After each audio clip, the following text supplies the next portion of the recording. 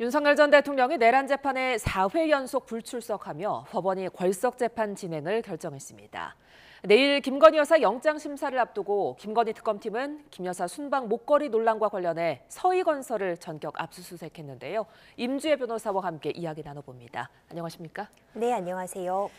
윤 전 대통령 결국 오늘도 불출석하면서 이제 궐석 재판으로 진행이 된다는데 궐석 재판은 어떻게 진행되는 겁니까? 형사재판 같은 경우는 피고인이 출석해서 공판 절차에 참여하는 것이 원칙입니다. 이것은 피고인의 이익에도 공판 절차에 참여하는 것이 부합하기 때문에 이런 규정을 두고 있는 것인데요. 궐석 재판이라고 한다면 지금 피고인이 정당한 사유가 없이 계속해서 재판에 불출석할 때 지금 이전에 살펴봤던 것처럼 윤석열 전 대통령이 불출석을 하면서 기존에 출석한 증인들에 대해서는 기일 외에 어떤 그 증거조사 방식을 택했었는데 이런 방식으로는 계속해서 재판을 진행할 수가 없고 재판이 지연될 수 있어서 피고인의 출석 없이도 이 형사재판을 진행하는 것을 궐석 재판이라고 합니다. 결국 재판부에서도 거듭된 불출석 그리고 건강상의 이유를 들고 있지만 서울구치소 측에서 거동이 어렵다고 확신할 만한 그런 상황은 확인되지 않으나 강제 구인은 매우 좀 염려스러운 상황이다. 또 불필요한 어떤 충돌이 우려된다는 입장을 폈기 때문에 궐석 재판으로 진행을 하기로 했고요. 다만 이것이 피고인의 방어권 행사에 불이익할 수 있다는 점은 언급을 하고 결국 변호인단도 이 궐석 재판에 합의를 했기 때문에 이제 진행이 하게 된다 이렇게 볼 수 있습니다. 자, 근데 이렇게 되면 이제 윤 전 대통령이 내란 형사재판에 4번 연속으로 불출석을 하게 되는 건데 이런 점이 좀 뭐라고 해야 될까요? 부정적으로 미치진 않나요, 영향이? 그렇죠. 이제 피고인이 공판 절차에 참여해야지만 어떻게 보자면은 적시적소의 어떤 방어를 할 수 있습니다. 이 재판 과정에서 증인 신문도 진행이 되고요. 새로운 증거들도 제시되게 되는데 즉각적으로 반박할 수 있는 건 이제 피고인이 출석할 때 가능하다고 볼 수 있습니다. 결국 지금 피고인이 빠진 피고인에 대한 재판이 진행되게 되는 것인데 사례가 없었던 것은 아닙니다. 박근혜 전 대통령 역시도 이 국정농단 사태 관련된 재판을 받으면서 건강상의 이유를 들어서 출석을 하지 않았고 궐석 재판으로 진행된 바도 있습니다. 결국 이런 판단이 내려진 것은 계속해서 불응을 하고 있고 그 불응 사유가 명확하지 않음에도 불구하고 참여하지 않겠다는 의지를 강하게 표출하고 있기 때문에 더 이상은 기다려줄 수 없다는 판단이 함께 된 것으로 보여지고요. 궐석 재판으로 진행을 하게 되면 피고인에게 불리할 수 있는 측면은 분명히 있어 보입니다. 아마 그 이후에 계속해서 궐석 재판으로 진행할 것인지는 조금 더 지켜볼 필요가 있겠지만 이렇게 좀 재판에 성실하게 참여하지 않는 그런 인상을 심어주는 건 추후에 양형에 있어서도 참작이 될 수밖에 없지 않을까 생각이 됩니다. 그런가 하면 내일은 김건희 여사 구속심사가 있는데 김 여사가 지금 직접 나온다고 하는 거죠? 그렇습니다. 이 구속영장 실질심사 같은 경우는 매우 중요한 의미를 갖습니다. 앞으로 진행될 수사 그리고 만약 기소까지 이어진다면 재판에서 구속 상태에서 이 과정을 받을 것이냐 아니면 불구속 상태에서 수사를 이어갈 것이냐를 결정지을 수 있기 때문에 정말 중요한 의미를 갖는다고 보고요. 직접 출석을 해서 본인의 생각을 밝히고 특히 구속 사유가 없다는 점을 강력하게 소명할 것이라고 봅니다.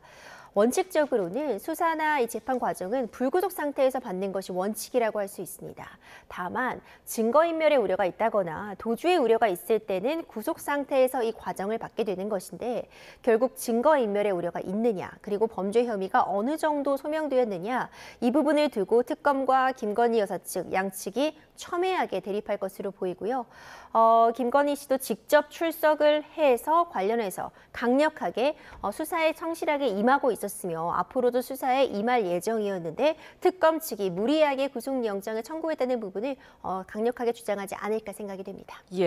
자, 그런데 관련해서 지금 윤 전 대통령이 있는 서울구치소 쪽에서 김 여사의 구금이나 유치 장소는 좀 다른 쪽으로 변경해달라 이렇게 요청을 했다고요? 네, 그런 서울구치소 측의 요청이 있어서 특검도 이를 받아들여서 남부구치소로 이제 변경 신청을 해둔 상태다라는 이야기가 나오고 있습니다. 뭐 여러 가지 이유가 있을 수 있겠지만 지금 윤 윤석열 전 대통령 역시도 서울구치소에 있는 상황이고 지금 체포영장 집행을 놓고 그리고 집행 과정에서의 어떤 물리적인 충돌을 놓고 서울구치소 측도 굉장히 여러 가지 이야기가 나오고 있고요. 예. 관련해서도 좀 논쟁거리들이 발생을 하면서 좀 골머리를 앓고 있는 측면이 있었습니다.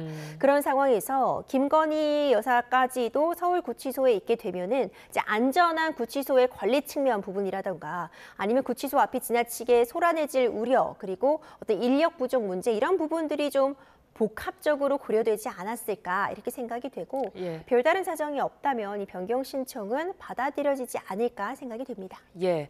자, 이런 상황 속에서 오늘 오전에 나온 소식이 김건희 특검팀이 나토 목걸이 의혹과 관련해서 서희건설을 압수수색했다고 합니다. 그러니까 이런 고가의 선물을 하면서 인사청탁을 했을 거다. 지금 이렇게 의심하고 있는 거죠? 그렇습니다. 이 해당 목걸이, 이 나토 순방 당시에 착용해서 문제가 됐던 그 목걸이는요. 네. 고가의 제품입니다. 특정 명품 브랜드의 고가의 제품인데 물론 지금 김건희 여사 측의 친오빠의 장모 집에서 이 목걸이가 발견이 되었는데 가품이었습니다. 예. 그래서 이것에 대해 김건희 측에서는 이것은 본인이 2010년도에 홍콩에 가서 모조품을 구매한 것이다 라고 입장을 밝혔었는데요. 워낙 이 제품이 특정 브랜드의 고가의 제품이라 한국에서 구매 이력을 확인해 본다면 그리 많은 사람이 구매하지는 않았을 겁니다. 특검 측도 이 부분에 착안해서 해당 명품사에 압수수색을 단행을 했고 네. 실제 그 부근에 구매한 명단을 확보한 겁니다. 그 구매 확보한 명단을 분석해 보니 서희건설 측의 어떤 관계자가 해당 제품을 윤석열 전 대통령의 취임 직전 구입한 것으로 확인이 되었고 특히 서희건설 회장의 사위가 또 이제 고위공직에 임명된 그런 부분과도 맞물리면서 이 해당 목걸이를 구매해서 김건희 측에 전달을 하고 어떤 인사 청탁과 관련된 부분이 있었던 것이 아니냐라는 부분을 특검 측이 지금 수사를 진행하고 있습니다. 예, 그러니까 이제 또 새로운 기업이 나온 건데 김건희 특검 조사가 기업으로 좀 확산하는 모습입니다.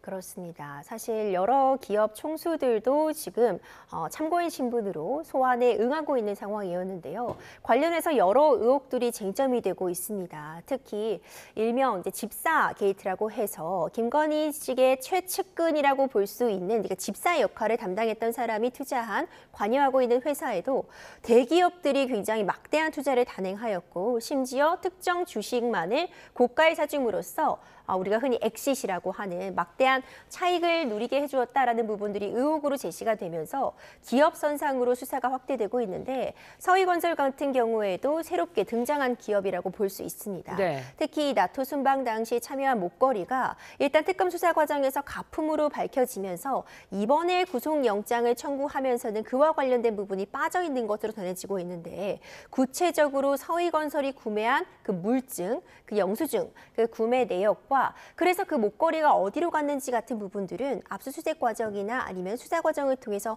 확인이 가능한 부분이기 때문에 특검 측에서는 추가로 이 서희건설과 김건희 측의 어떤 연관 관계, 그 과정에서의 청탁이 있었는지 여부를 좀 들여다보고 있는 것 같습니다. 네. 그렇다면 내일 김 여사가 구속이 될 것인가 이 부분이 당장은 가장 궁금한데 어떻게 전망하십니까? 첨예한 대립이 있을 것으로 보입니다. 일단 양측 모두 물러설 수 없는 한판 승부를 준비하고 있다고 보여지는데 일단 네. 특검 측에서 이 구속과 관련해서 의견서를 800쪽 이상 준비했다는 이야기 나오고 있습니다. 이미 한 500장 분량을 제출했고 추가로 200여 장에 대한 그 의견서를 제출했다 이런 이야기가 나오고 있는데요. 그만큼 준비를 철저히 하고 있는 것으로 보이고 일단 1차 소환 조사 전부터 곧바로 구속영장을 청구할 가능성을 염두에 두고 이 자료들도 준비해 오지 않았나 생각이 됩니다. 네. 일단 기본적으로 1차 소환 조사에서 다뤄졌던 혐의들, 도이치모터스 주가 조작 의혹이라던가 그 외에 어떤 공천 개입 의혹, 어떤 고가의 제품을 수령한 것과 관련해서 알선 수재 부분이 문제가 되고 있는데 핵심적으로 이 구속 여부를 판가름할 수 있는 건 과연 해당 혐의가 어느 정도 물증과 함께 소명이 되었는지 여부, 김건희 여사 측에서는 소명이 아직 다 되지 않았다. 정확한 물증 없이 구속영장을 청구한 것이다 라는 주장을 할 것이고요. 이에 대해서 특검은 이미 충분한 물증이 확보되었다는 점을 강조하리라고 봅니다. 그리고 결국 가장 핵심적인 부분은 경우는 증거인멸의 우려가 높으냐 이 부분일 텐데 네. 특검 측에서는 이미 한 차례 소환 조사를 했지만 대부분 혐의를 부인해서 추가적으로 조사를 해봐야 실익이 없을 것이다 라는 부분과 덧붙여서 지금 특히 이른바 문고리 3인방이라고 불리는 김건희 여사 최측근 수행 인원들이 휴대폰을 초기화한 그런 사정들이 이 자체가 증거인멸의 우려가 높다는 걸 반증한다는 부분을 강조하리라고 봅니다. 예. 이에 대해 김건희 측에서는 개인정보가 굉장히 민감하기 때문에 해당 수행 인원들이 정기적으로 초기화한 것에 불과하다는 논리 덧붙여서 특검 측이 추가로 소환 조사를 요구했다라면 성실하게 임했을 것이다라는 부분을 지금 강조할 것이라고 보이는데 결국 구속가 여부를 판가름하는 건 재판부에서 범죄 혐의가 이 정도면 충분히 소명되었다고 볼 것인지 증거인멸의 우려가 높다고 볼 것인지에 따라 달라질 수 있어 보여서 조금 더 지켜볼 필요는 있어 보이지만 현재로서는 특검 측이 좀 막대한 준비를 해서 구속에 좀 자신감을 보이고 있는 것 아닌가 생각이 됩니다. 예. 자, 이번에는 내란 특검 소식도 좀 짚어보겠습니다. 내란 특검은 오늘 김용현 전 국방부 장관에 대한 방문 조사에 나섰는데 아무래도 이상민 전 장관과 사전 통화 의혹을 좀 집중 추궁할 걸로 보입니다. 그렇습니다. 지금 김용현 전 장관을 방문 조사함으로써 결국 이상민 전 장관의 어떤 비상계엄 선포 과정에서의 관여 여부 이 부분에 대한 추가 조사를 진행할 것으로 보이는데요. 지금 이상민 전 장관 같은 경우에는 당초에는 단전 단수에 관련된 지시를 받은 바가 없고 이를 지시한 바도 없다고 주장을 해왔는데 이와 배치되는 CCTV라던가 아니면 기타 진술들이 확인이 되면서 지금 구속 상태에서 수사를 이어가고 있습니다. 이제 김용현 전 장관과 이와 관련해 어떤 사전에 통화를 한 바가 있는지 비상계엄과 관련해 어느 정도 이상민 전 장관이 인지하고 있었는지 그 관여 여부를 판단하기 위한 조사라고 보여집니다. 예. 자, 그런데 지금 김용현 전 장관 측에서 구속 취소 신청을 할 거다 이렇게 밝혔는데 이 부분 승산이 있을까요? 사실상 좀 승산이 높지는 않다 이렇게 보여집니다. 김용현 전 장관 같은 경우에도 이제 구속이 된 이후에 여러 가지 조치들, 적부심이라던가 보석 이런 부분들에 대해서 당연히 방어권을 행사하는 차원에서 피고인이 행사할 수 있는 권리임에는 분명해 보이고요.